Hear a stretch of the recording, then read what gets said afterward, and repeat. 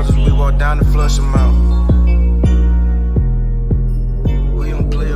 Welcome to the Hearts of Men podcast, a journey into the depths of men's hearts where courage meets vulnerability and wisdom embraces integrity. In a world that often measures a man by his outer achievements, this podcast dares to explore what truly defines a man of character. We unpack the challenges and triumphs that shape men's lives, bringing to light stories of resilience, compassion, and unshakable faith.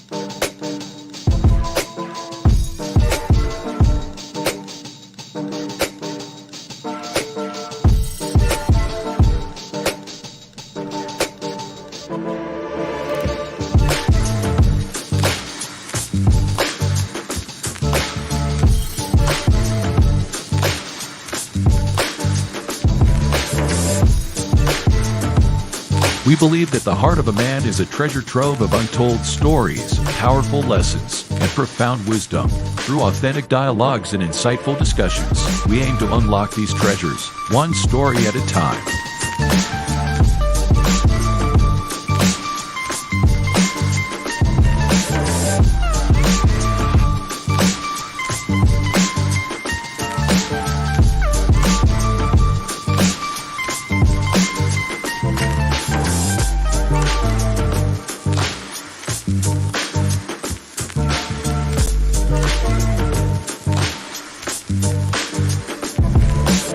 So, whether you're seeking guidance, inspiration, or simply a moment of reflection, you're in the right place. Get ready to be challenged, inspired, and transformed.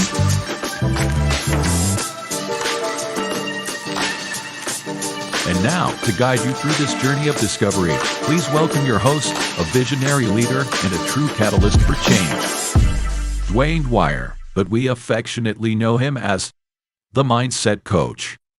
Good Friday evening and welcome to this week's episode of the Hearts of Men podcast. We're your host for this evening. My name is Dwayne Dwyer. I go by the Mindset Coach, and I am joined by a full panel of brothers. Up top with me, I have the one and only, the Unc with the Funk, Mr. Garfield Martin from the Uncle Junior Network, also known as the Consistency Coach. To my other side, I have my other brother, Mr. Roland Walker, also known as the poor man's Dr. Phil, Mr. Shift Happens. Below us, we have the young guns of the panel. We're going to start with the youngest first, Mr. Tawami Gaddy himself, hailing from Brick City, right? The son of Timothy. It is New Jersey, right? I just want to make sure. New Jersey and New York. I can't remember. New York. You brick tonight. No, I'm joking. So New York, my bad. I made a mistake. Right. So again, Mr. Tawami Gaddy, the son of Timothy, also known as the Available Man, and by his side, our younger brother here, Mr. Christopher McClellan from across the table with Christopher McClellan, also known as the Hurt Angry Guy. Gentlemen, how are you doing on this beautiful Friday evening? I'm feeling hurt and angry. No, I don't know why I just seen that. We start off from the jump. We starting off. I'm not hurt and I'm angry. No, I feel good, man. Feel good. That's what I'm talking about. Ready to learn something tonight. Me too. Me too. Man, listen, I'm ready to learn something tonight. I'm ready to talk about something tonight, ready to kick it with my brothers. But let's not mistake what's at hand. The Knicks are number 2 in the East, and we start game 1 tomorrow. So it's going down. Go Knicks. New York. Go City, Knicks. Let's go. Right. My bad. It's not what we're talking about, but I'm good. You're good. Rep your team. Football coming back around soon. Don't worry about it. Bro, what's up, bro? You was talking, but you was muted, so we ain't heard nothing you said. I thought I was unmuted. I'm good. I'm just waiting. You know, I had a long day, but this is the end of my day, and I'm just ready. And if y'all hear me coughing, it's because I told Ravon, but I got those the people doing some things, and that insulation is in my house, and it's, you know, I got windows open and everything, but I'm ready. Got it. Shout out to Ravonda. That's what I'm talking Backstage. about. Also known as Miss Jackson. Listen. It is always a pleasure to be here on a Friday night. It is always a pleasure to hang out with my brothers, but equally so, it is always a pleasure to hang out with the most awesomest chat on YouTube, on Facebook, Instagram, wherever you are. So listen, we like to acknowledge you by name. So again, as always, welcome to the show, Michelle Ray, Miss Adrian Walthau, Nick D, good to see you. Let's see, Miss N. Ellis, Miss Lisa Keys, Miss Crystal Everett, Miss Verlene McCoy, aka Queen V, and everybody else out there throughout the airways. Again, regardless of wherever you are, yes, awesomeness. I said that. Regardless of wherever you are, right? So again, if you're on Facebook, if you're on Instagram, Instagram, whether you're on LinkedIn, wherever you are, just let us know, and we'll make sure that we shout you out and appreciate you and welcome you with open arms. Also, as we go through this conversation, again, if you're on YouTube, you'll notice pinned to the top of your screen there is a free questionnaire. Again, that goes along with tonight's conversation. And I think it's going to be a good one. So that being said, let's kind of get after this conversation because we got some stuff to talk about. I got some stuff to say. We all got some stuff to say. All right. Have you ever found yourself struggling to juggle the demands of faith, family, and career, wondering if it's truly possible to excel in all three without sacrificing one for the other? If so, in the words of the late great Michael Jackson, you are not alone. During this conversation, we aim to plow deep into the art of balancing life's key areas with a series of thought-provoking questions designed to guide you toward a more harmonious existence with a goal to uncover those answers. Join us as we explore effective strategies and personal reflections that will not only challenge your current practices, but also inspire meaningful changes. Don't miss out on unlocking the secrets to achieving a fulfilling and balanced life. Stay tuned to the end. I don't think you're going to want to miss it. Now, as always, I want to make sure that I always say this because the reason why this platform is called Empowering Perspectives, because we believe that everybody here, to include everybody in the chat, is literally a subject matter expert of their own perspective. So with that being said, everybody's thoughts, everybody inputs, and everybody's opinions are always welcome. All right, just make sure it's about the talking point. Okay. So let's kind of get after it because today's conversation is all about the QuadraFit theory. So, gentlemen, I'm just going to throw it at you as it is. What is it? What is the QuadraFit theory? I have no idea. But before the show, I said I was going to go first and I was going to take a stab at it. So, as Coach just mentioned in the disclaimer, hopefully you paid attention. These are only my own personal thoughts and opinions. All right. Because I do not know what this is. So I'm probably going to be wrong, but I am fine with being okay. I am fine with being wrong. The QuadraFit theory. Quad is 4 to me. So it's going to have something to do with 4. And they're going to have something to do with fit. So that's pretty good. I don't know what the fit has to do with it, but fitness, I'm thinking fitness. I'm thinking that it's probably not physical fitness. It probably has something to do with the mind, being that you're the mindset coach. So I'm probably thinking it's probably for something that helps with some sort of mind fitness, and it's someone's theory. So that's my stab at it. I like it. Yeah, I was thinking the same thing. Go ahead, Tuame. I'm muting my mic because I want to learn. Nah, so I'm doing the same stab, right? Because I was trying to get an idea of what it was, right? And so I'm going the same route that Unc went, and I think Coach kind of gave us an idea, right? I think when we think of the 4, he mentioned mental, spiritual, and physical. So I think it's the idea of gaining mental, physical, and spiritual health that builds the ability within yourself to create the financial health that many seek. Somewhere along that sort, I think. Somewhere along, and y'all, actually, I'm not like y'all. That's why I don't do group homework or group assignments, because then one person does all the work. No, but I actually looked it up a couple of days ago because I'm like, what? Is it like a Fitbit? We talking about watches now? What we doing here? So when I looked it up, I was like, and Up was right on. He started with the quad, and Tuami added the spiritual because he said physical, mental, spiritual, but then you add that financial piece. And it's pretty much, they call it the hierarchy of life. And when I was reading about it, it's how we like to say little things like money can't buy you love, money can't buy you happiness. And we have the thinking patterns where if I had this, then everything else would be okay.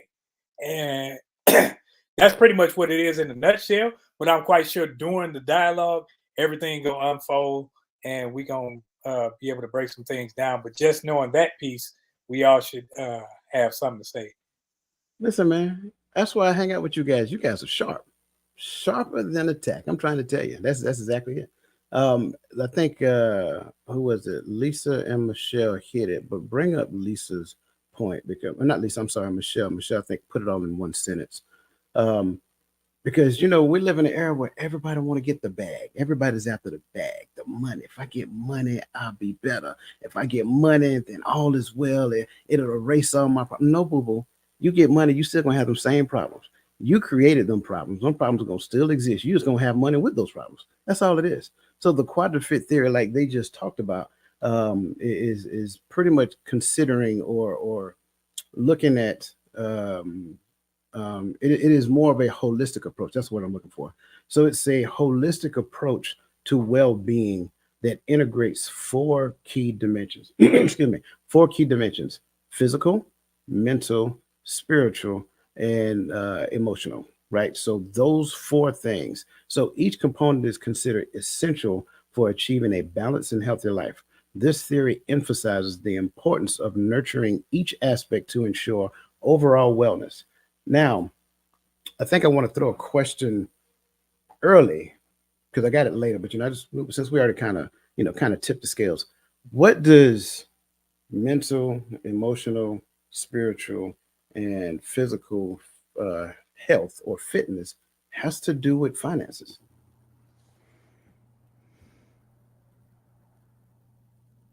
Well, you train the mind, you train the body. So I guess we start there. You train the mind, you train the body. So I guess it's a form of discipline.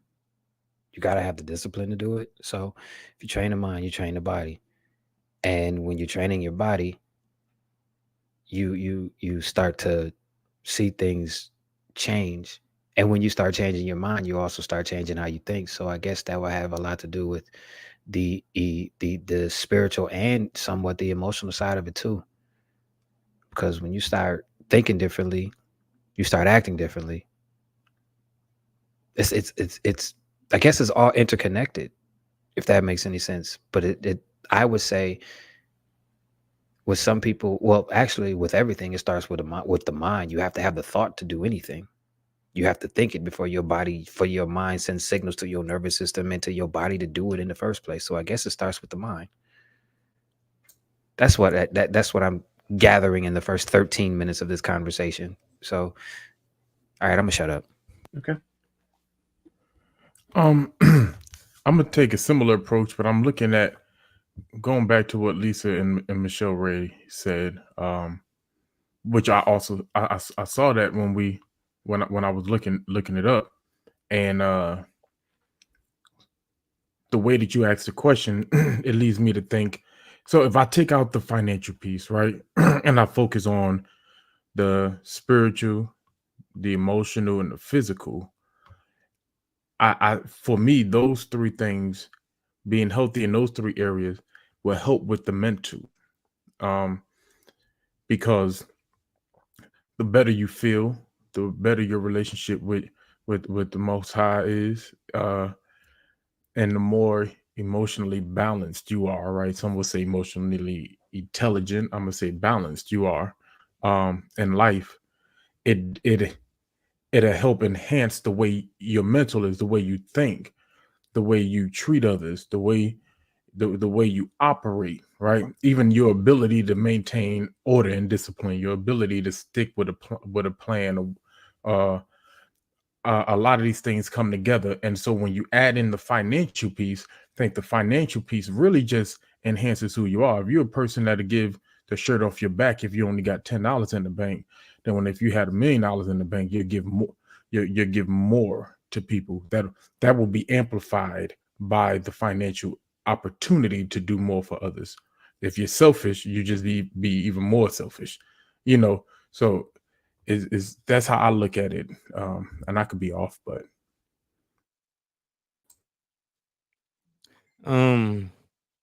So you were asking how does the physical, mental, emotional, and spiritual tie into the financial, right?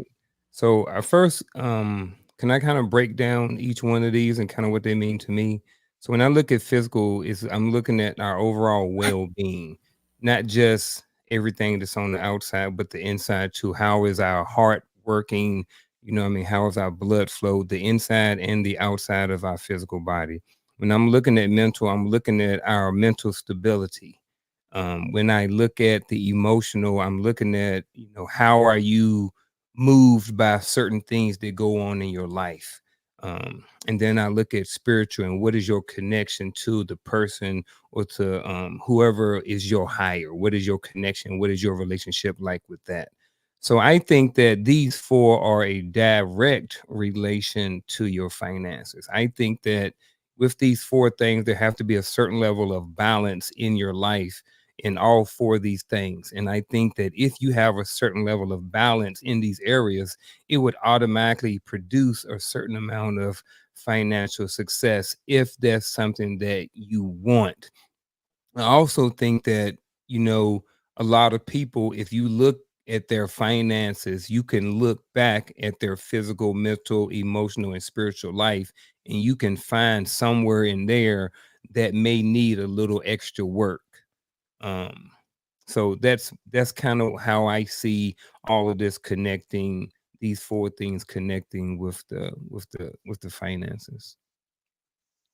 I think they all hinge on one another, but when it comes to the four spoken of, the emotional, the mental, physical, and the spiritual, those are intrinsic, whereas money is extrinsic, where its effect comes from the outside. It's so you can have a lot of money and still be unhealthy. You can have a lot of money and your mental health be up, down, or whatever. And it also can have a pseudo kind of effect of healing concerning the other three. You can think your mental is okay because you have a lot of money, or your spiritual, oh, we getting money coming and I'm able to bless and I'm able to do these things.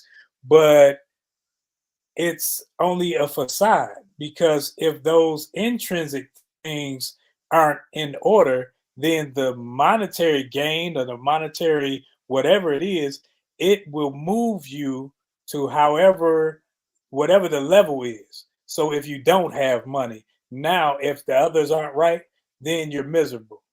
You don't feel like doing anything. You're lethargic.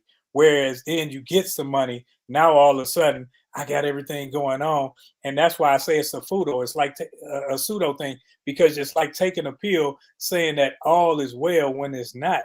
You're hyper right now. You just had some caffeine and you're hyper. It's not that everything's good to go, but we in these in society teaches you that the more money you get, the happier you are, the more well off you are. But I remember when we were growing up eating beans and weenies and cutting up potatoes for French fries, and we were happy.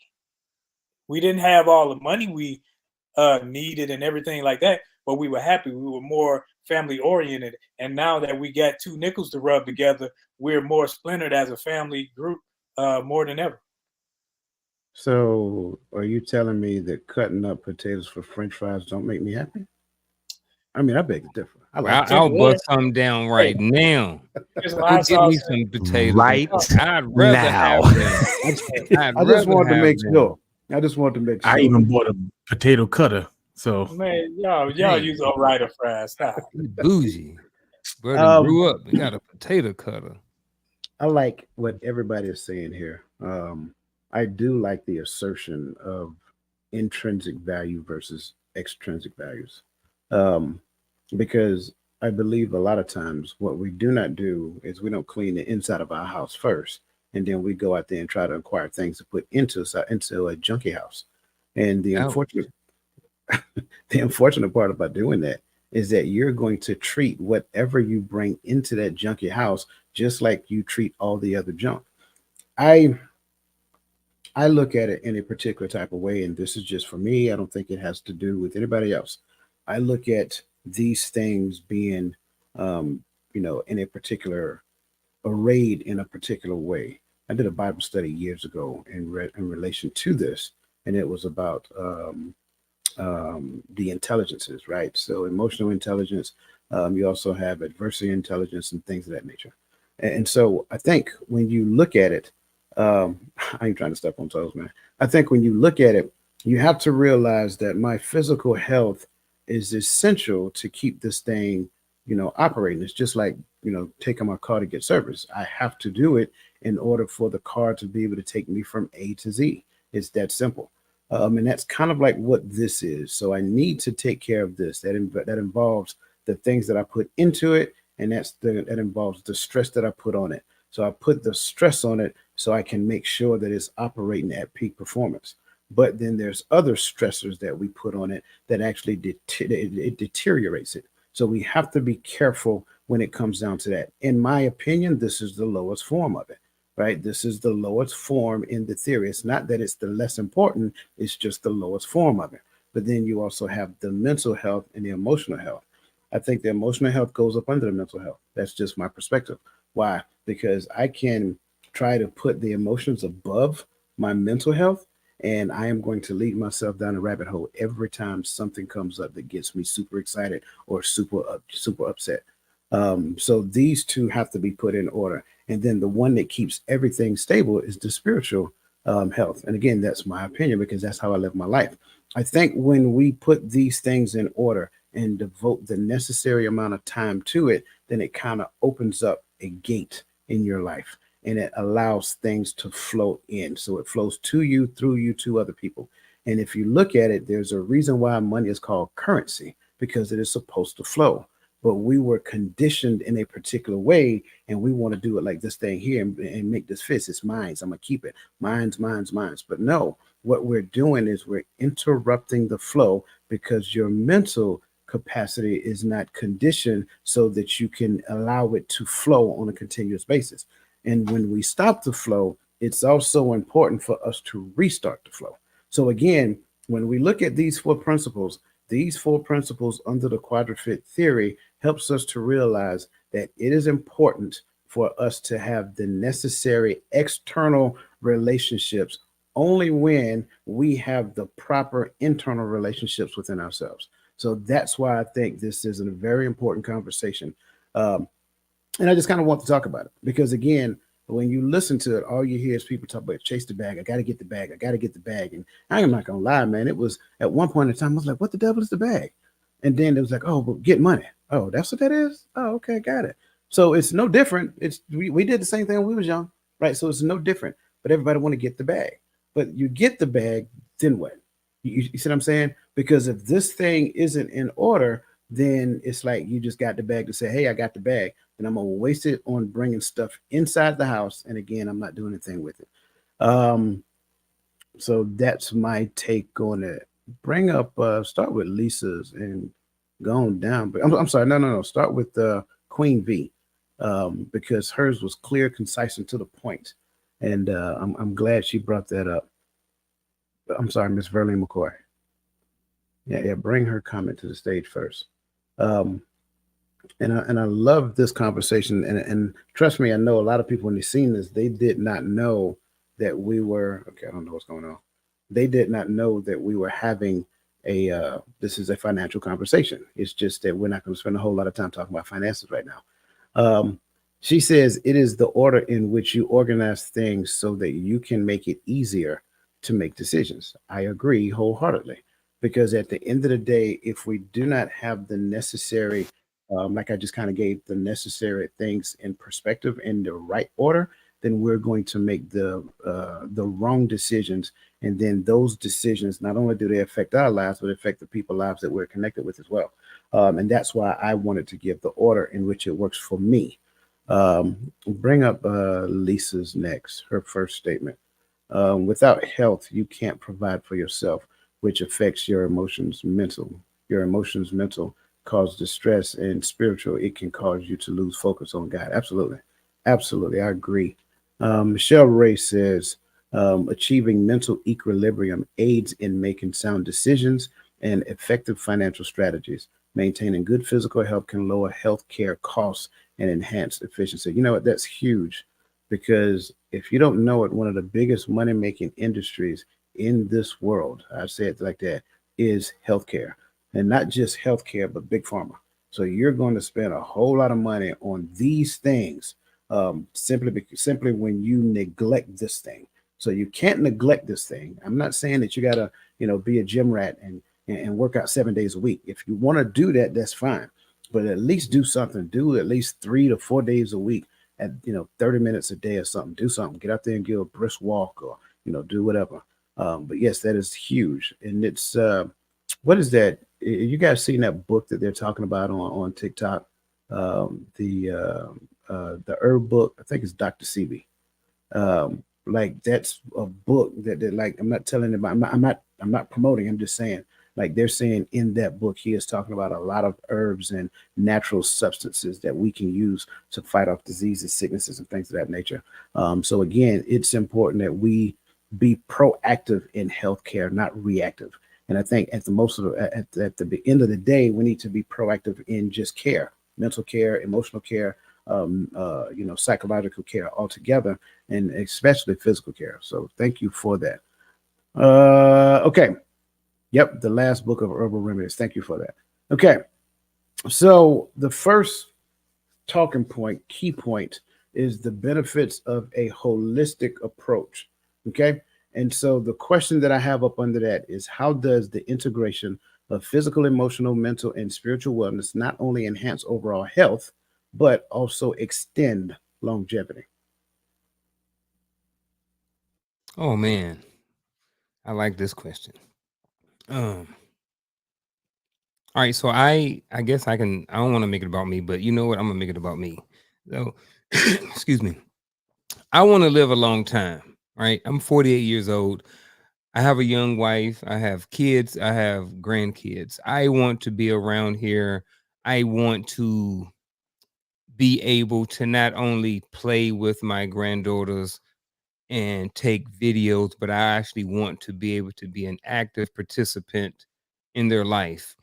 My sons don't have a lot of there's not really any men around in my family. None of the men really lived outside of their 60s. So if I die early, then there are a lot of things that my kids and grandkids won't be able to do. Like I'm 48. I don't have a father. I don't have a grandfather. I don't have a grandmother. All of those people are gone. So even at 48 years old, I can't pick up the phone and call my father. I can't call my grandma and say, "Hey, what's going on, Granny? You know what I mean? Make me some tomato gravy and rice." You know what I mean?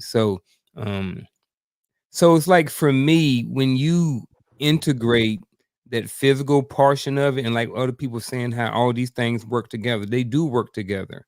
And when you want to live a long time and you make other people a priority in your journey and why your quest for longevity. I don't know. I'm rambling now. All right. So let me back up a little bit.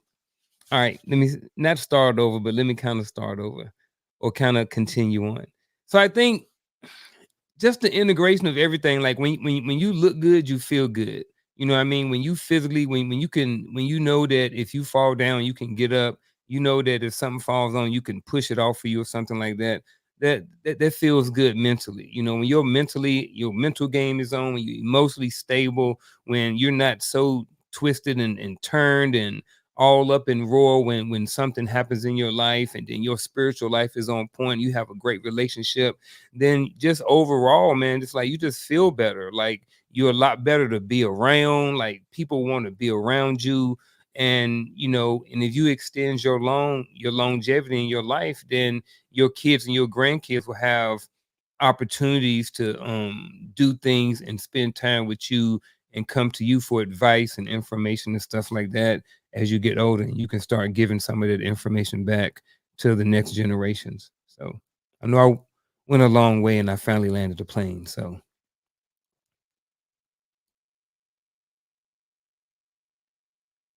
I think this holistic approach is necessary because I think one thing we do is we like to focus on the part of this that can hinder everything else.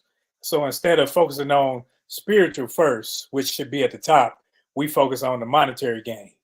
It's like we flip flop them. So we're seeking money, we're seeking to get a better job, we're seeking a better career, we're seeking this instead of seeking to be uh, a holistic thing. Because when we can't just say, okay, I'm spiritual, and not be doing anything with our body, not be doing anything to stimulate our minds, to grow our minds.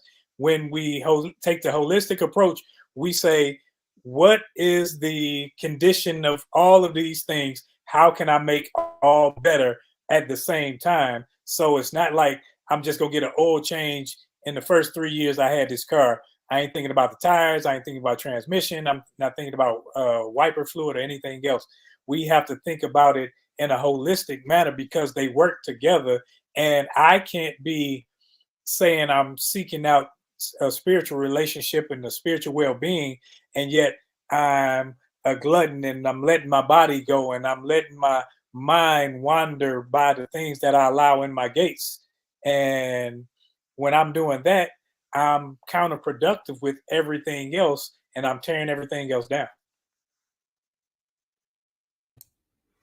I agree. But I would say this when we talk about the holistic approach, I have learned to be a little careful and do a little research.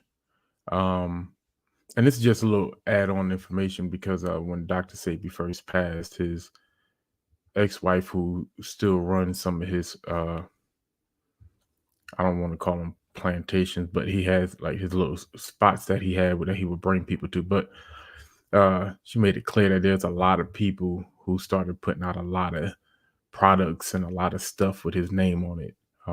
So just do your research. I just want to put that out there. But I think when we look at these aspects, and what is it? How does it extend longevity? And for me, the one main thing that really hits out is not necessarily just the physical and our physical health and how we eat and stuff like that, but more so the mental. Because I think the reason why a lot of us don't eat right because of how we feel. I heard someone say, and I find it to be true with me at least, that if you feel like crap, you eat like crap. And for some people eat how they know how to eat, but I think a lot of times when you take care of your mental, the ability to, and I think Chris said it earlier, the ability to maintain your discipline becomes easier because you're able to self-motivate because you have joy, right? I don't like to use happiness because I feel like happiness is an ever-changing emotion based upon what's going on at the moment. I'm not happy with this, but anyway. But when you can maintain your professionalism, your discipline, you can then push yourself to the physical, push yourself to the spiritual. Because even when you don't feel like things are working out, it's hard sometimes to really focus on the fact that the Most High is still at work.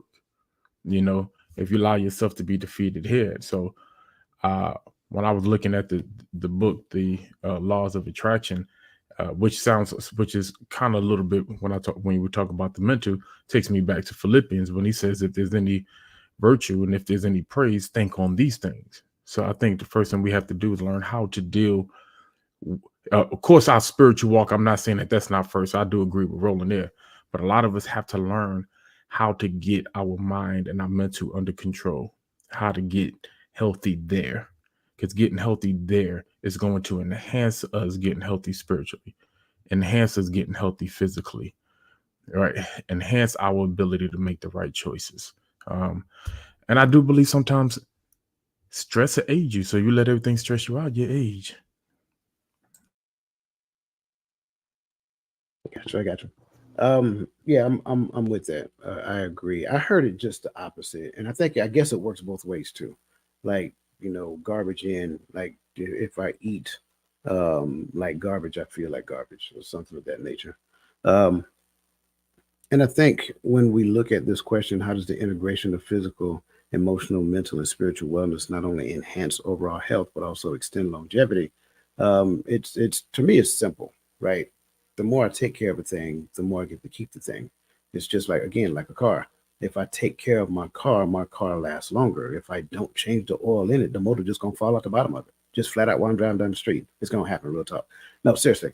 But I'm just being honest. Like, you must take care of yourself. And I know a lot of times when we say take care of yourself, the initial thoughts is I got to exercise and I got to eat right. Sure, but you also got to realize that that was like a focus of a particular generation because of the time frame in which they moved in, and it became a booming money making industry. But it's more than just that. It's way bigger than just that. Not only do I have to take care of myself physically, I need to take care of myself mentally. And I agree with Gaddy on that one. I gotta take care of myself mentally first, right? And one of the things that for me, and I know several brothers on this panel believe in, the way that I do that is putting in my thoughts what the book says, what the Most High says, right? Replacing the old negative stinking thinking, right, with what the actual word says about who I am. So now when I start seeing myself differently, right, I can believe myself to be different. Um, I like the fact that you brought up the concept of the law of attraction. I'm going to talk about that a lot tomorrow morning. But I think when most people talk about it, they talk about it from the perspective of I'm going to remain the same, but I just want everything I want to come to me. I deserve everything I want. It doesn't work that way, right? Even though I know some people have sold you on that concept, but it doesn't work that way. It's like the law of gravity. Like, the law of gravity is a thing, but what can you do with it? Absolutely nothing. And if you don't believe me, go on top of your house. Don't do this, but just go on top of your house and jump off. And see, don't do this. I didn't tell you to do that, right? Don't do that, right? You can't do anything with it. It's there. That's what the law of attraction is. There's absolutely nothing you can do with it. However, once you understand that there's another law, right? The only thing that works with the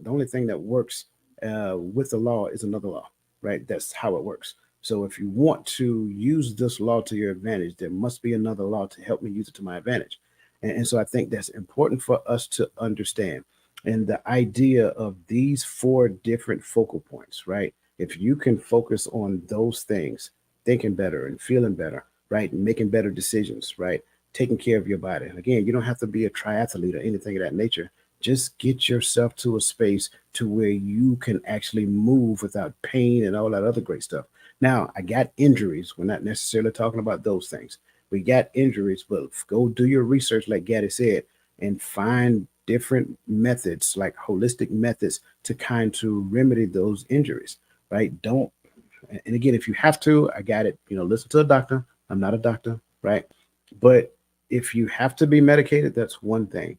But if you can go without the medication and you can find a more holistic approach to it, do that. Try that, right? I'm a fan of trying that. And then if that doesn't work and any other thing you can come up with, then use the medicine as a last resort. So I think it's important for us to understand that we need to take a portion of our day. Like, a portion should be focused on spiritual health. A portion should be focused on mental health. A portion should be focused on physical health. A portion of your day should just be focused on those four areas. Why? Because it's essential for you to improve on all four at the same time. So that's just my perspective again, and I greatly appreciate everybody's points of view. Um, let's move on to the next question before we kind of jump into it. Now, if you don't know, if you don't have a response to this, I get it, right? But I'm just kind of curious because we've all lived for more than, I think the youngest person on this panel is 38, 39. So we got, it's a couple of years on this panel, a couple of 100 years to be exact, because between the two of us, you got 100 years, right? So we got a couple of 100 years on this panel, right? So what specific health issues can be prevented or significantly alleviated through a holistic approach to wellness? Again, whichever direction you want to go, and how does each component of wellness contribute to these outcomes? I, I guess this is me being utopian. But if I'm understanding the base word holistic, it pretty much means that all of those components are working together in your favor. So if all of those components are working together in your favor, then I'm pretty sure that it could alleviate or prevent every health issue, because you got your mind right, and you got your mind right, you got your body right, your spirit is right because you got your mind right, or you got your spirit right, which led to you getting your mind. It all works together. So I would say that a lot of, if not all, health issues, not counting for the ones that we get just because we age, which is natural, I would say it would help prevent all of them, especially the ones that are caused by stress. But that's me being utopian. I'll shut up now. I don't want to be too angry tonight. Well, that's what I was gonna go with. Since he started, I'm gonna finish it. Since he said stress, I just think I'm just gonna start with just simple stress. I mean, the amount of stress that can be eliminated when you do, certain things like meditation. Um, for some people, it's reading their Bible. For some people, it is going for a walk. You know what I mean? So when you do certain natural things like this, I think it overall helps eliminate a certain level or a certain amount of stress in your life.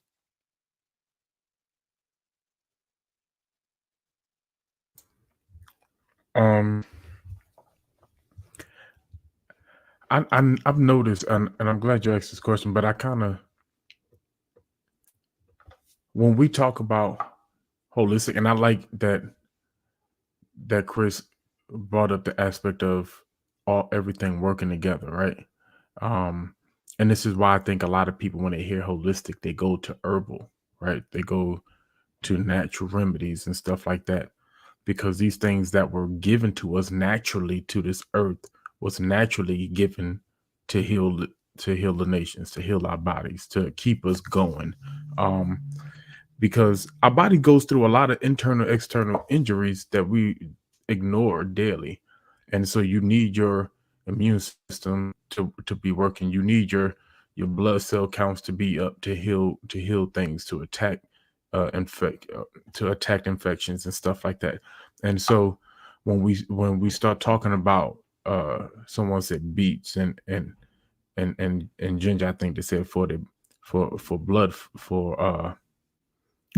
flow, right? Also leafy greens, but keep going deeper, keep researching, right? I remember a couple of years ago, I had surgery on my bicep, completely ruptured my bicep tendon. My bicep was sitting all the way up to my shoulder, and I got it reattached. And at the time, I had just, I think Roland remembers this. I think we came off of it's more than 2 years then. We came off of like a Daniel fast and ended up, and I ended up staying on a more natural eating habit for a while because I didn't want to keep switching diets because I was trying to help with my diabetes. So I did a research and I was like, well, what foods help with strengthening your tendons? And I did the research and I remembered a lot of it were fruits and berries, right?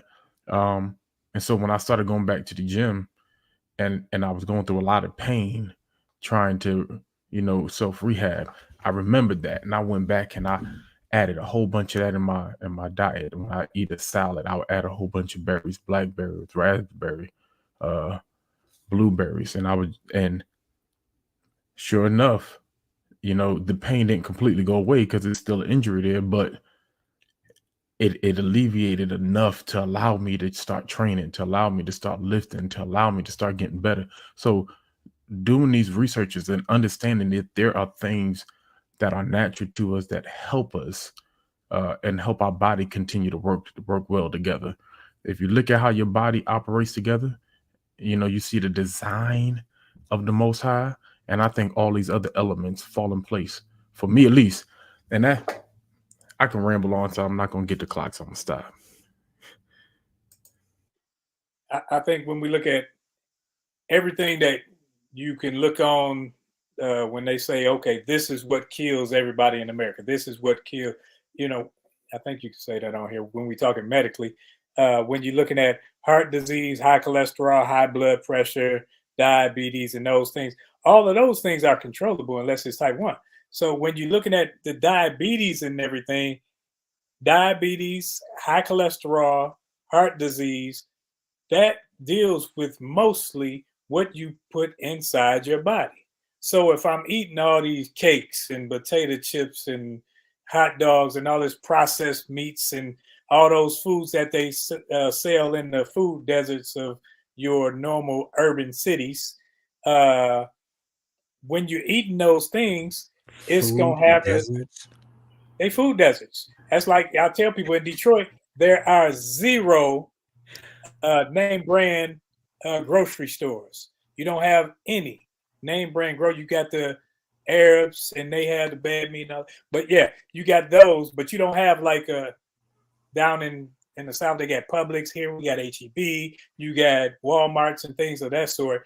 But you don't have any of those in the city because they want you to eat a certain way. That's why they will still have things like Crisco, lard oil on the shelves, because they know once you place that inside your body, the same thing it used to do on the stove, after you finish cooking with it, how it just cakes up, it turns into a gel. It does that in your organs. And then we say things like, well, diabetes runs in my family. No, y'all eat bad. You sitting up there waiting on Thanksgiving and all these holidays to eat all these sweets, all this pig, all these things that's going to go inside your body, raise your blood pressure, raise your cholesterol levels. And what that does, raise your stress level. So now mentally, you can't even think right because you are concerned about some things that you wouldn't have to be concerned about if you just ate right. Like when I get up in the morning, I eat fruit. And I tell people I eat once a day. I eat fruit in the morning. I may eat it for a snack, but I eat a meal, and I may eat fruit later. And I'm full. I have to drink a lot of water because at one time I was taking 18 pills a day. And taking 18 pills a day, now you taste it all day long. You smell it when you sweat, when you when you defecate or even void anything out. So you know that when they place these things in your body through the pill form, I was told that what they call the people who use herbs and roots and all these things that come from the ground, they call them witch doctors. And those people that use chemicals and all the things of that form, they call doctors.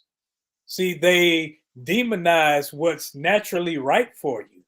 And they, like they did Dr. Sebi and all that other stuff, they demonize you taking care of yourself because it doesn't make them money.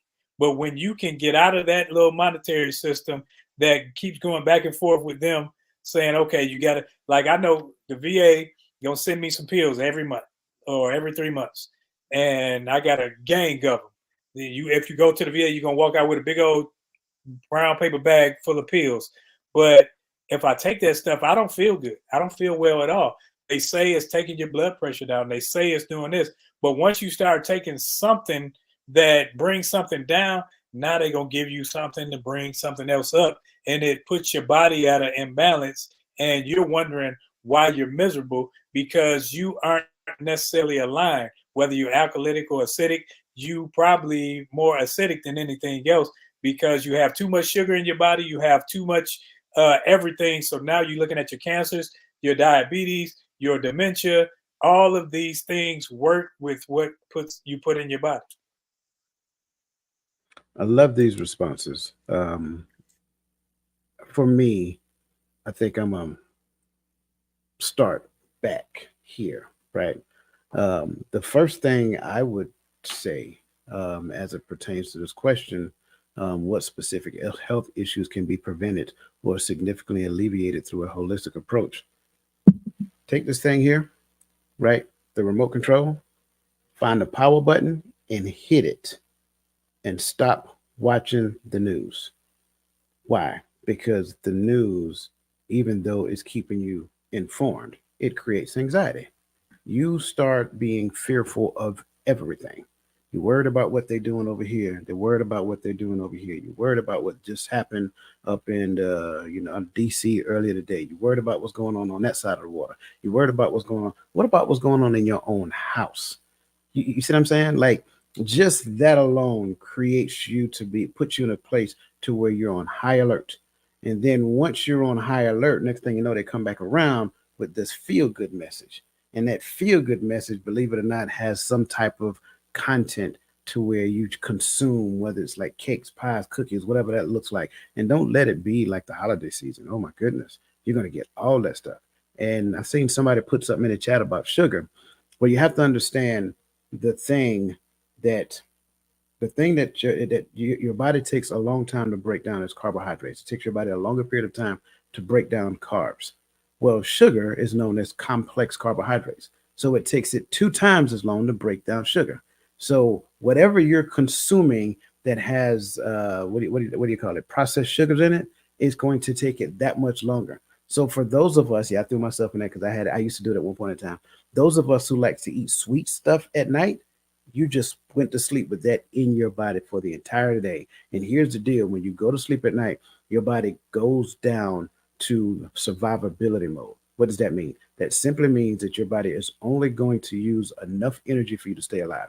It's not trying to burn fat, it's not trying to do anything but keep you breathing and keep your heart pumping and all that great stuff while you're asleep. So all of that complex carbohydrates is now stationary in your body and will turn to fat by the time morning happens.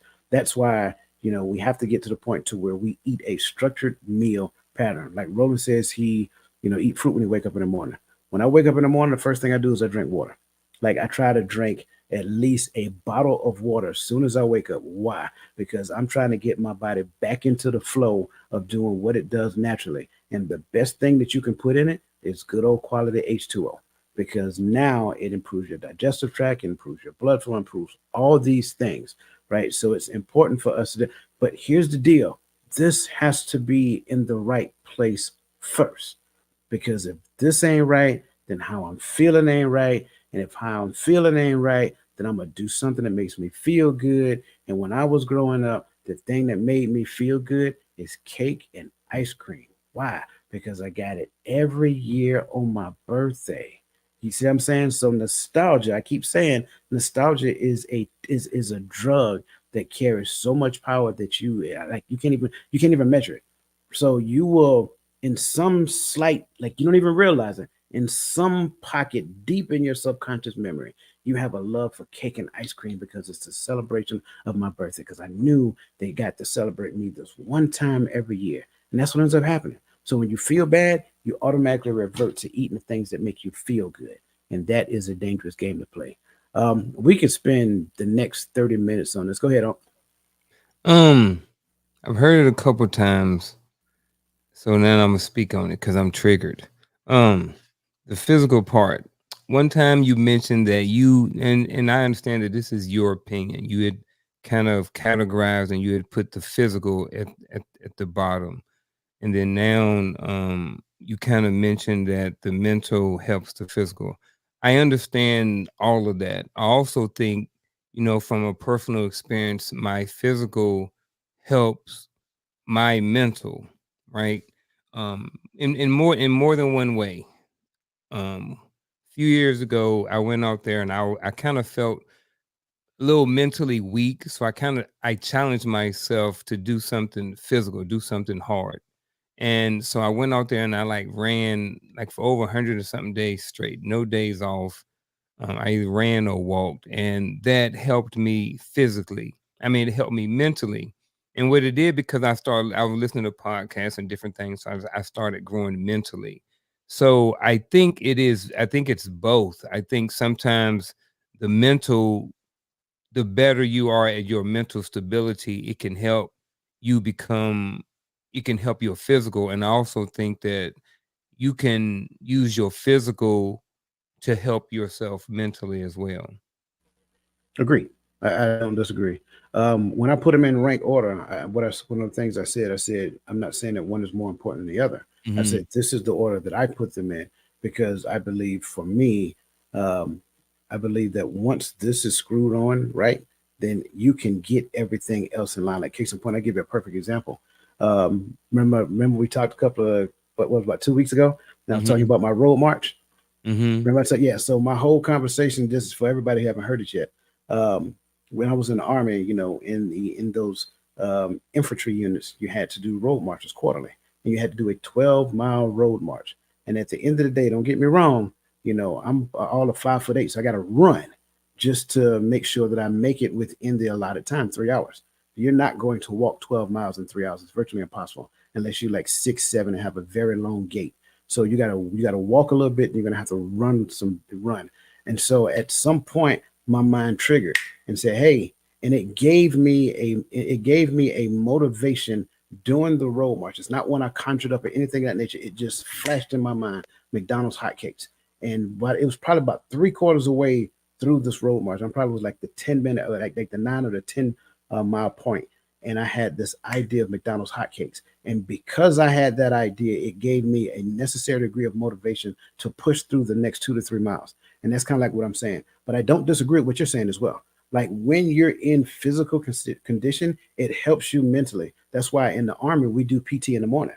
Because once you do PT in the morning, you get your blood flowing and all that stuff, your body releases these what is it, oxytocin, and it makes you feel better. Like you literally walk different. You literally behave different because you got that workout in, you got a good shower, and now you're feeling different. And statistically speaking, you actually perform better during the day. So I'm agreeing with you, right? It's just two different perspectives of the same thing. I also think the more I'm listening to you and then kind of remembering some of the things that other people say, do you think that, you know, with the balance of all four of these, do you think that, and this is for anybody on the panel, just because I'm curious, do you think that this can adjust depending on where you are in your life? Do you think that at certain points of your life, you know, you may need to be more physically something to help with your mental, or you may need to be more mentally stable to help with certain things? Like, do you think that sometimes as we move through life and stuff like this, that the kind of order or the priority that we that the balance looks different? In my opinion, I say yes.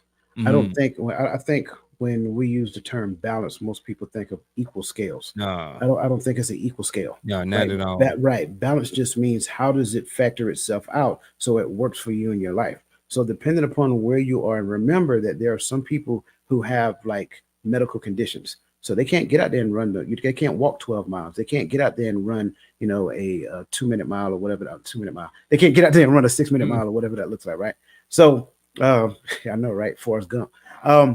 So they have to find different ways. They may go swimming, they may go do whatever, but they may not have the ability to do it as often. So for those people, their scales look different, right? Maybe 2-3 times a week is good enough for them, right? Maybe they find other ways to get their heart rate up.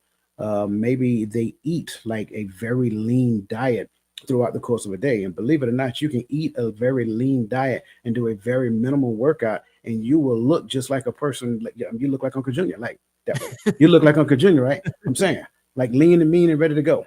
So I think balance, it works different for different people based upon where they are in their life, what conditions they're dealing with, and where they are in that mental space as well.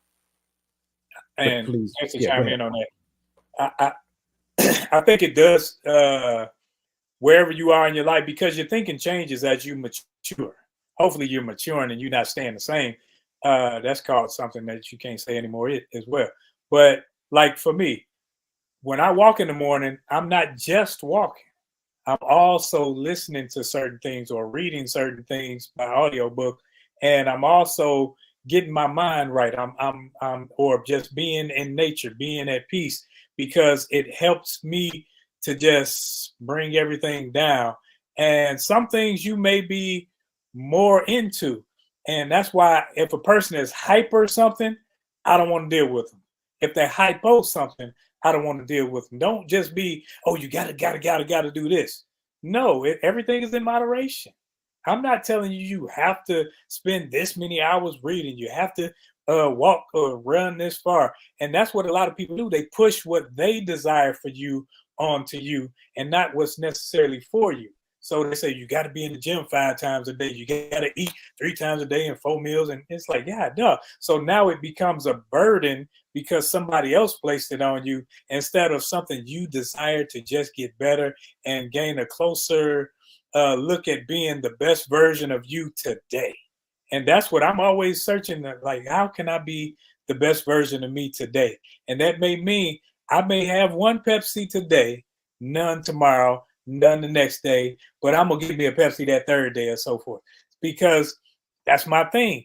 And some people say, well, you shouldn't drink because you said. This is me saying this for me. I don't allow other people to put weights on me. Like, if I want to drink a Pepsi, I'm gonna drink a Pepsi. But I shouldn't be drinking. If I'm drinking Pepsis all day, then I can't say I'm trying to be healthy and I'm trying to, put this forward, because what I'm doing is being counterproductive to the route that I'm trying to take. So I got to do everything in moderation to where I am at that time. Because if it's not affecting me in a, like when I go, we got to go get our blood drawn, and they gonna let us know what our A1C is reading at that time. And when they say, oh, you good, that don't mean you can go out and get a sweet potato pie, cheesecake, and everything. That means you're doing good. You're doing what you're Yes, doing. it does. Oh, yeah. Cheesecake. See, see, no, You want some cheesecake now? I don't have a diet. Like, I legit don't. I still have the metabolism of a 12-year-old. So I can literally eat what I want and burn it. So I Yes don't and no. understand any of that. Yes and no. The It'll inside still affect your arteries and stuff like that. part though. But I get what you're saying on the outside, and that's what guys like us who can kind of naturally maintain a smaller frame have to consider too, because we can eat a lot of stuff, but like Gaddy was saying, our arteries and stuff like that, the inside of us is what we have to worry about, especially if you do have a high metabolism. And that's true, because when I was in the Army, I was 185 pounds and I was good to go, worked out, ran, and all this. But every morning after PT, I'm going to they made them things called sausage, egg, and cheese McGriddles. And I was getting 2. And I was saying, I get the extra little syrup to put on there. And I was saying, I'm gonna eat this heart attack sandwich, because I knew physically I looked fit. But then I started my transition to having these heart attacks because internally I was killing myself. That sounds so amazing, though. But I get what y'all are saying, though. I do everything in moderation, but I can legit eat what I want. Like, seriously. And it's been like that for years. Actually, you know what? It has been like that for years, but it mainly started when I really started taking the gym seriously, and when I started getting active. And when I started wanting to like put on mass, my trainer was like, man, you drink 2.5 liters of water every day. You eat fruit every day. You eat greens every day. You need to do something to actually pack on something. So I just eat what I want, as long as I take in the right amount of fluids, and as long as I take in the right amount of greens and vegetables and earthy stuff. I've been okay. Yeah, that used to be my motto. I used to work out to eat. That's what I tell everybody. I would go to the gym so I can eat what I want, and it worked for me during that time frame. But when I started going to the gym left, I realized I still had the habit of eating what I wanted. I was like, yeah, this ain't working, right? So again, that's that balance we were talking about, right? And again, I'm glad you brought that up, because we've been talking about balance a lot, and you also brought up the law of attraction earlier. I think I can tie them all together, because everyone talks about the law of attraction, but they don't bother to talk about the law of compensation, which means you got to give something up to attract what you want. Or you can even base level it and use the law of physics. 2 things can't occupy the same space at the same time. You can't say you want to attract something, or you can't say you want balance with mind, body, spirit, emotion, and financial, and still be doing some of the stuff that you're doing to not have that stuff flow in your favor. You got to give something up. And the law of compensation is a natural law. You can't bypass it. It's a natural law. In order to get something, you got to lose something. Agreed. Absolutely. Is it like that commercial? In order to remember something, you got to forget. I'm sorry. Hey, listen.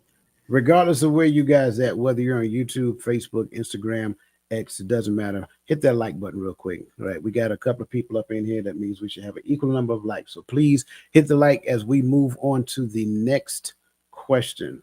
Because what I want these gentlemen to do is give us some practical strategies here.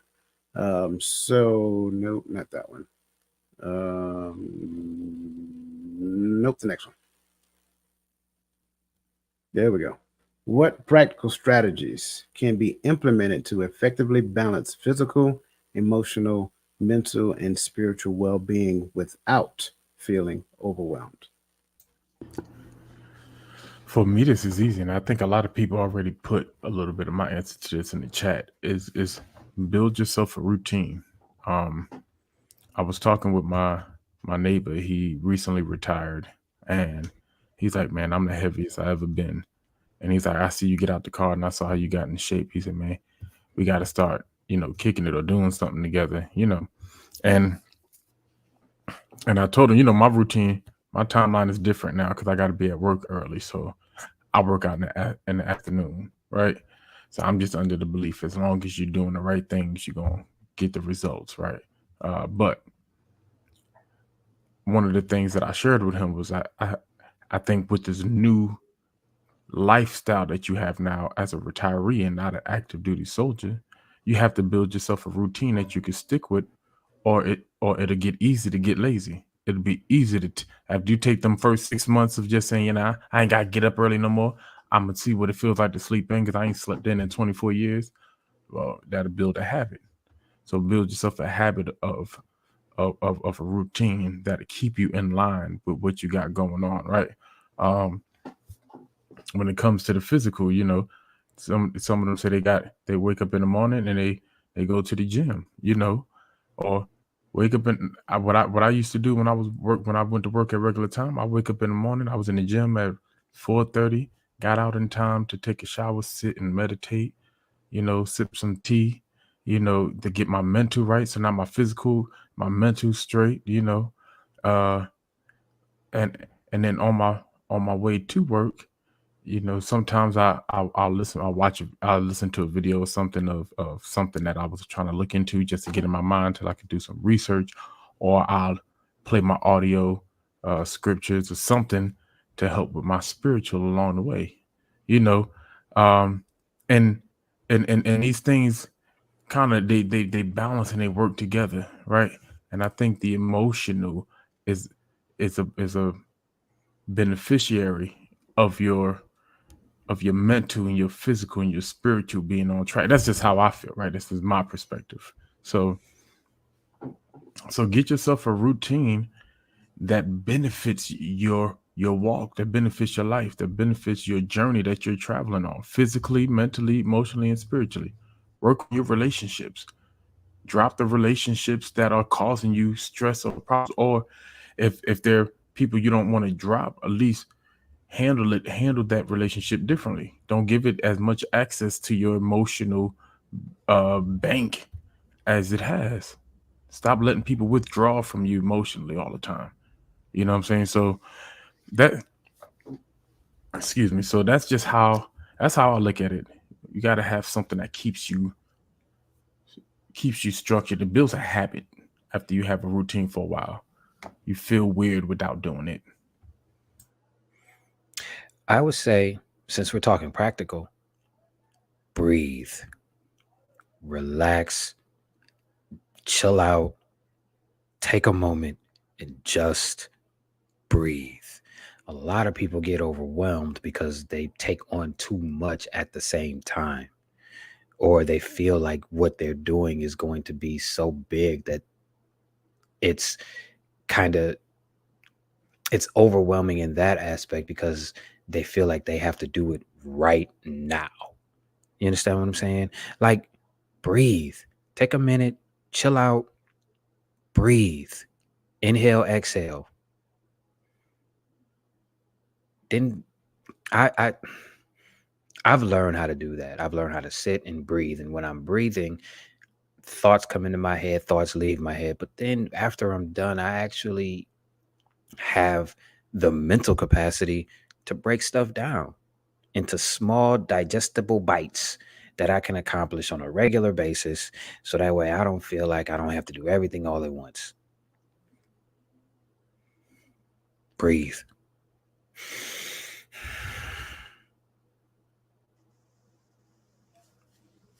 I say these brothers, they are definitely on track. But I say anything that I can add to this is start with something that's fun. Don't say, okay, I'm gonna go in here and lift 240. No, start light, start fun. If you're gonna start working out, trying to get your heart rate up, start with something like, I know men don't like it, but start with some type of Zumba or something. Start with walking, start with skating, start with something where you enjoy it. That way you don't already attach it to your mind as a negative. Oh, this is too hard for me. But if you start light and start with something that you enjoy, it's like, okay, I can do a little more. And then you get in the rhythm because you're developing habits. And when you start developing these habits and start the habit of taking care of your mental by when people speak negativity, automatically shut them off. Shut it down. You ain't got to say anything to them. Shut it down mentally. Okay, I know, because what you'll do is you allow that to plant in your head what they said, and it'll plant and it'll grow. And next thing you're saying the same thing that they said. You're feeling down because they feel down. You mad, oh, it's mad Monday because they said it's mad Monday. You woke up in a good mood. So I think both of these brothers said it. Limit your time with people who are naysayers, people who don't have vision, people who don't have a progressive and forward thinking mindset, and you'll see how much further you start to move. So I was going to say practice self-care, but it seems like it's kind of just been talked about a little bit with kind of sort of with Chris and Roland. So I'm going to go with compassion, and I mean self-compassion. I think, a lot of us, we work hard, we take on things from other people, and I think sometimes we don't give ourselves grace, or we don't even give ourselves some compassion sometimes. I think sometimes just showing yourself some compassion can help with all of these. But that is also at the same time, that means being honest with yourself.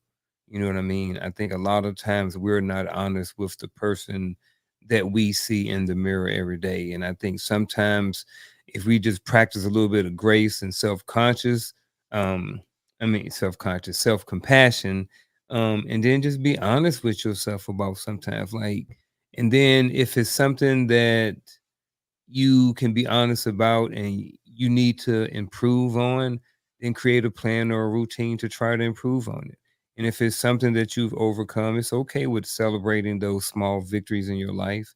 You know what I mean? Use them to kind of kickstart or jumpstart the next goal.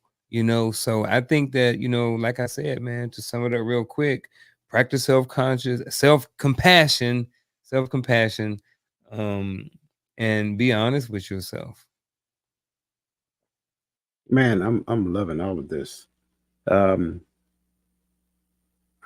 I think for me and my brother Kelvin Muse, good to see you, bro. Kelvin Muse, he stole my answer. Um, because I think the answer is boundaries for me. Boundaries, right? I'm gonna go with Gaddy first, right? I need to establish a routine, like put together a routine that you're gonna do whatever that looks like. Have a schedule on what that looks like. When am I going to do this? When am I going to do that? When am I going to do that? And then no one can interrupt those time frames. And when you do that, I think what you'll find is that not only will you be able to accomplish whatever it is you're trying to do within the scope of that thing that you're doing, but you have also isolated yourself to that thing. And whoever it is that's trying to reach out to you, they can wait. I'm sorry. I know we're in a world to where if a person calls you or send you a message, then they will turn around and say, "Hey, I called you and I sent you a message." But I am that type of person to where if that's your response, I don't owe you an answer. I'm sorry. It's okay. Um, and at the end of the day, I think what we have to do is release the shackles that we have kind of like placed on ourselves or allow society to place on us, right? So we shackle ourselves to immediate information, immediate response, immediacy, right? We also have to be busy. Why? Because we confuse busy with busyness, and we take busyness and call it business. And so, whenever whatever is going on, I don't have time. I don't have time. I don't have time. And my response is always that everybody is busy. I don't care who you are. I don't know too many people who literally is more busy than I am. But for certain things, I will make time for certain things because those things are of a higher priority than the things that I'm currently working on. And here's the best part about it: whatever it is that I'm working on, if I don't get finished, there's always tomorrow. And I don't lose any sleep on what I put off for tomorrow. So I think that's the key. The key is understanding what boundaries are, how they actually benefit you, and how to use them and enforce them effectively. And when we do that, then we can eliminate, along with every all these other things you heard these brothers say, because I'm agreeing with every last one of them. But if we implement these things in our life, we won't be so overwhelmed with anything. And then again, I'm just gonna say it like this right here, and I'm just being honest. And don't take it the wrong way. Stop lying to yourself. You ain't that busy. You only made yourself busy in your mind. You're taking on extra stuff just so that you can tell people that you're busy. That's it. Like at the end of the day, I'm like, just humor me for a second. If you could follow you around and look at what you do on the average day, I bet you will realize that you probably spend more time watching TV, just looking at social media, or whatever the case may be. But then your immediate response, "Oh, I was busy." No, you're not that busy. Stop it. Stop it. Stop it. Right. So all right, great response, gentlemen. I appreciate you. And listen, I see all you guys' response. I appreciate those. Adrian, she's cutting the rug at the barbecue, cutting the grass at the barbecue. I'm sorry. We see all that. Lisa Keys talking about supernatural. I got that. Supernatural is awesome for those people who don't necessarily want to go to the gym, want to stay in their home and work up a sweat. And again, I tell anybody who listen, like it's actually fun. It's a virtual reality headset. You'll find it on Amazon. Okay, where we at? Next is mental activities. Oh, that's where we're. I'm sorry. Yep, you are. Identify the types of resources or support systems that have proven most beneficial for those struggling to implement concepts like the ones we are discussing now. Audible. I love Audible. You pay the little money, you get all these little points, whatever. Sometimes they stack up. You can buy books that you normally wouldn't buy, or you can just purchase the books. And while you're doing anything, if you're just sitting there, you can be listening to a book. If you're walking, you can listen to a book. If you're on a treadmill, you can be listening to books and courses on Audible or any of those type of things. Because when I think that's another way that I learn if I'm listening. And if I buy a book on Audible, usually I actually buy the book so I can follow along. Like if I finish walking, now I'm going back to chapter one and I'm doing some highlights. So now I'm reinforcing what I've heard. And don't think that you have to always have something educational. Sometimes you can have a book just for the purpose of the enjoyment of hearing.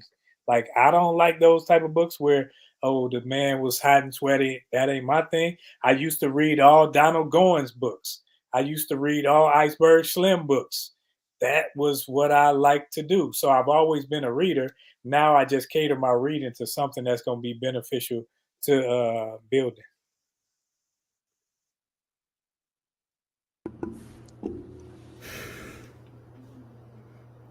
I would say a good resource is the gym. The gym is a great resource.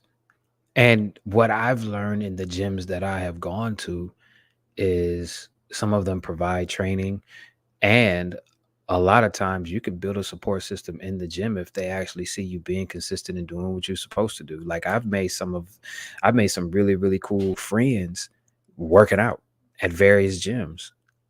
Like, so yeah, just the gym. Like you don't necessarily have to go there, and like Coach said, you don't necessarily have to go there and try to put up 300 pounds your first visit. But if they see you consistently putting up consistent weight and growing, people are going to pay attention. So you at a gym. I see Lisa Keys took mine, have a coach or a personal development coach. That along with therapist is what I was going to say. But since she's mentioned that, I'm not going to dig more into it.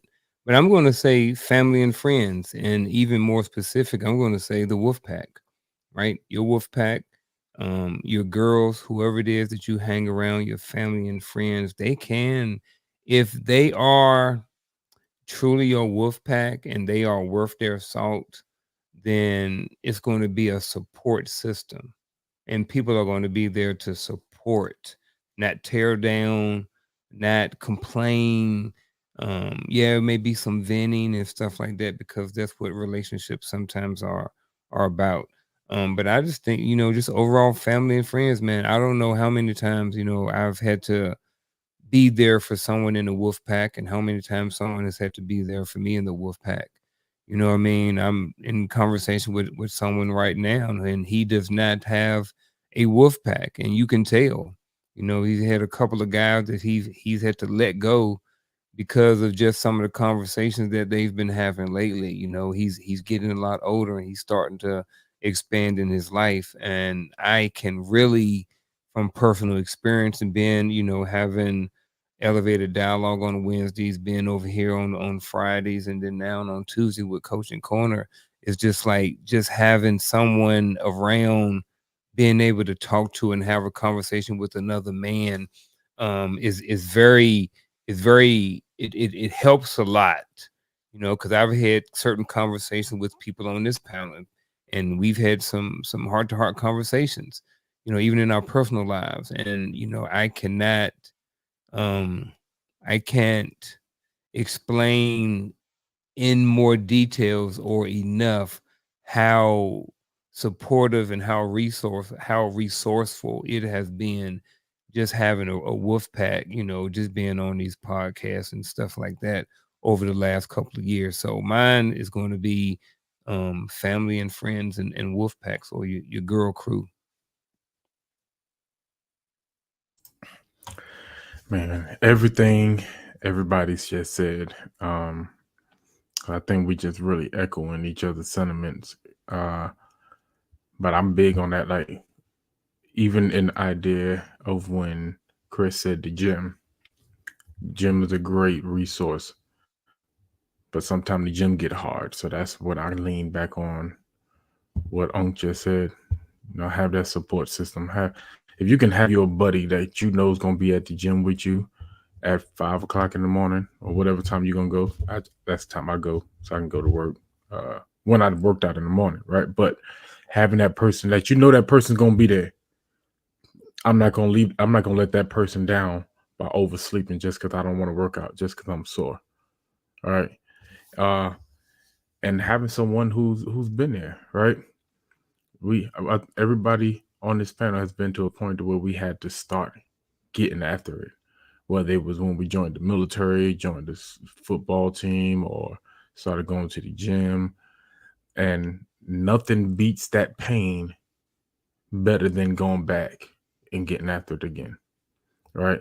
And I think it's just sometimes you need somebody in your ear. So I'm not going to beat that horse any longer, because we've all said pretty much the same thing on that aspect. So, And that's why I am going to say something different. Instead of saying the resources that is, I want to say the one that ain't. Because I think too many times we confuse this one and we lose ourselves in this one. And this one literally becomes a part of our identity. It is not your job. I'm gonna say it again. Whatever your place of employment is, that's not it. I'm just gonna tell you the God honest truth. You can meet people there, that's fine, but it ain't your job. Stop kidding yourself. Stop fooling yourself. Once you leave that job, they're gonna replace you with somebody else, just like that. That's all these brothers who've been in the army. Trust me, they had another person waiting in the wings. As soon as they got that, well, back then that blue ID card, it's a white ID card now. As soon as they got that blue ID card, they had another son Roland. They had another son Martin.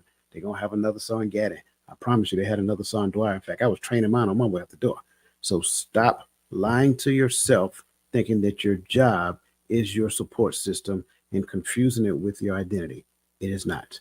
For me, you got YouTube, you got all this other great stuff. Like I wake up in the morning, like I used to wake up in the morning, and when I was in the army, I'd be at the gym by 5 o'clock in the morning. When the doors open, I was in the gym.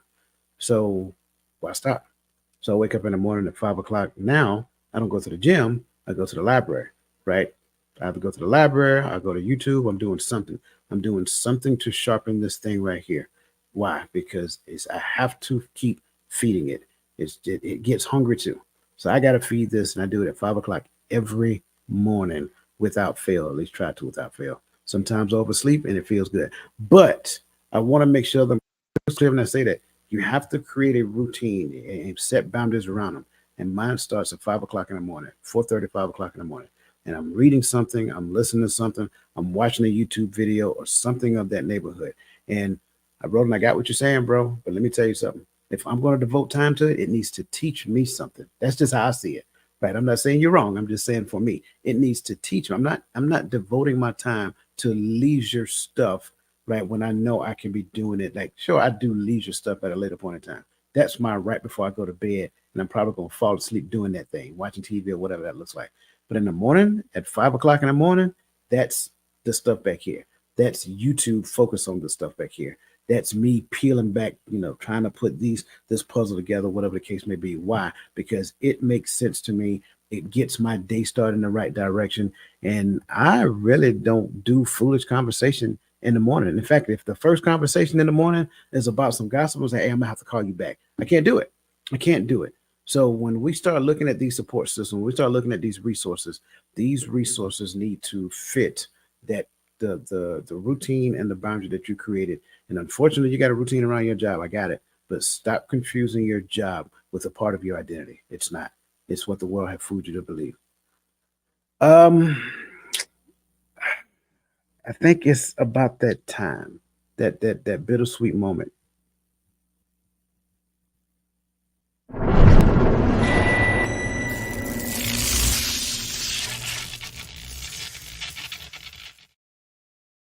So we're gonna start off with the young brothers at the bottom first. We're gonna start off with brother Chris, then we're gonna go to brother Gaddy, then we're gonna go to brother Martin, then we're gonna go to brother Walker, and then I'm just gonna close out my final thoughts.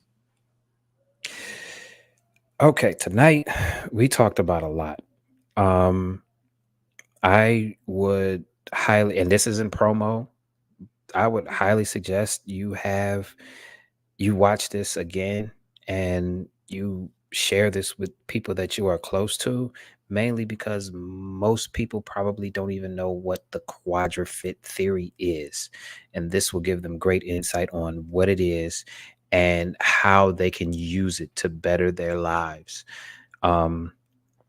Also, I guess I said it earlier, we need, I guess I can take away that I understand that all of the four things in the theory all work cohesively.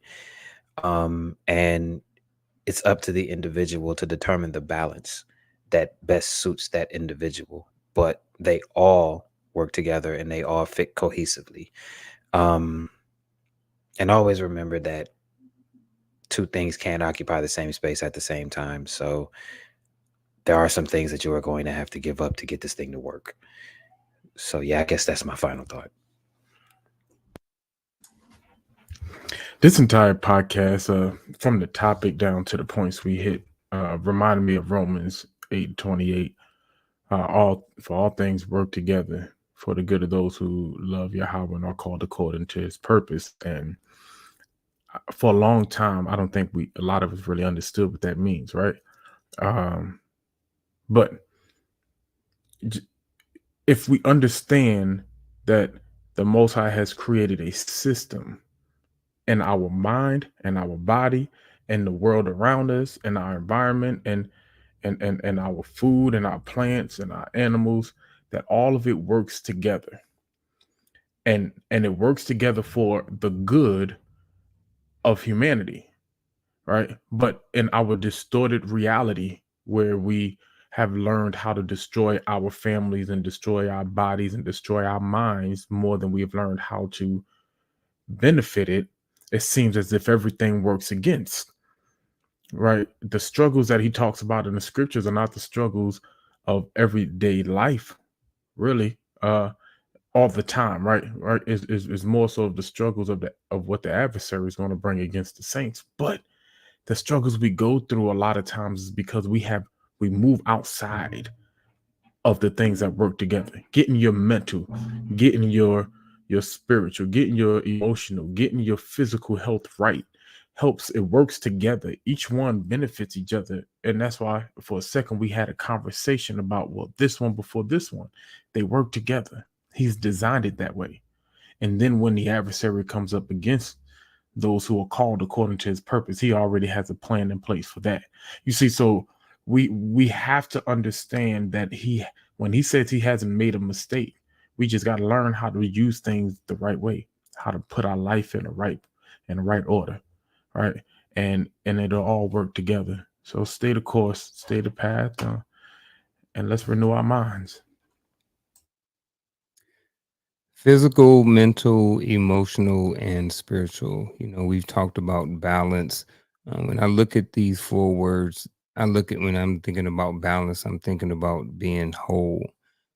And I think that when you're looking at these, if you're trying to grow as a person, or even just, I think that we need to be intentional about these things overall in our life. I think we need to be intentional about our overall physical or our wellness. I think we need to be intentional about maintaining a certain level of mental stability. I think we need to be intentional about our overall emotional stability. Is everything that come up, you know, worried about this? Are we, tossing and, turning and stuff like this? Or, are we good to go? And I think the same thing when it comes to our spiritual life or our higher life. I think that, these things, as we've talked about, like is very good. And I think that we would just have better overall lives if we were intentional in trying to work on these things right now. I mean, these things right here. It seems like these four things right here are like the seed. You know what I mean? It's like a big seed. And if you plant a seed, there's all the DNA that's in that seed that's going to make that tree great. So it seems like this right here, if you look at this as a seed, and those are the different things that's inside of the seed, if you're being intentional about watering and trying to grow these areas of your life, I think that overall you just be a better overall person. And I think just your life would be overall better. I think when we speak on these things, these gentlemen broke down very well. But I'll talk about the financial piece, because the financial piece, it doesn't necessarily hinge on these, but we force it into all of these, whereas we tend to think that money won't bring happiness. Money will bring happiness, because happiness, as I think Twami said, is fleeting. It's something that comes and goes, but it will not produce joy.